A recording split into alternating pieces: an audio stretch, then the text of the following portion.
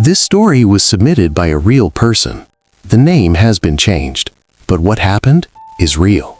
I found my childhood diary while cleaning out my parents' attic. I hadn't seen it in 15 years. But when I opened it, the last entry was dated yesterday, and I didn't write it.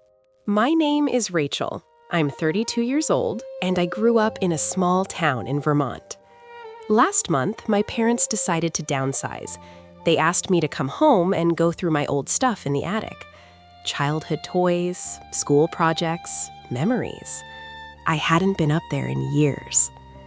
The attic was dusty, dark, cramped, boxes stacked everywhere. I started going through them one by one. And then I found it, a small pink diary with a silver lock. My diary, from when I was 10 years old. I smiled when I saw it. I remembered this diary. My grandmother gave it to me for my birthday. I used to write in it every day. Silly kid stuff, what I had for lunch, who I played with at recess. The lock was broken. It had been for years. I opened it. The pages were yellowed. The handwriting was messy. My 10-year-old handwriting. I flipped through it, laughing at the entries. Today I had pizza. It was good. I hate math homework. Amy said I'm her best friend. Innocent, simple, normal. I kept flipping. The last entry I remembered writing was from August 2002, the month before I started middle school. It said, "Tomorrow is my last day of summer. I'm nervous about 6th grade, but also excited. Good night, diary." I remembered writing that. I remembered closing the diary and putting it in my desk drawer. And then I just stopped writing. Got too old for diaries, I guess. But as I turned the page, there was another entry. A new entry. My heart skipped. The date said October 15th, 2024. Yesterday. I stared at it. This didn't make sense.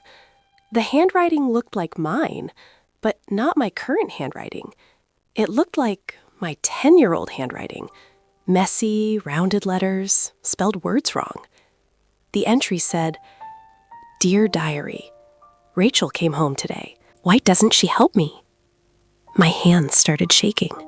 I flipped back a few pages. There were more entries, all recent. October 10th. I'm still here. It's been so long. I'm so cold. October 5th. I called for Mom today, but she didn't hear me. She walked right past. Does she not see me anymore? September 20th. I tried to leave, but I can't. Something won't let me. I'm stuck. All written in my childhood handwriting. All dated within the last month. I dropped the diary. This was impossible. Someone was playing a sick joke. But who? My parents? Why would they do this? I picked up the diary again, flipped to the very last page. There was one more entry, dated today, this morning. It said, "Rachel is reading this right now. She's scared. Good. Maybe now she'll remember. Maybe now she'll come find me. I'm in the corner, behind the boxes. I've been here the whole time. Please, Rachel, please don't leave me here again." I stood up. My heart was pounding. I looked at the corner of the attic, the far corner, behind the stacks of boxes. I hadn't gone over there yet. I walked slowly toward it, moved a few boxes out of the way. And then I saw it. A small door built into the wall. I'd never noticed it before. It was barely 3 feet tall, like a crawl space. The door was slightly open. I knelt down, pushed the door open wider. Inside was a tiny room, barely big enough to sit in.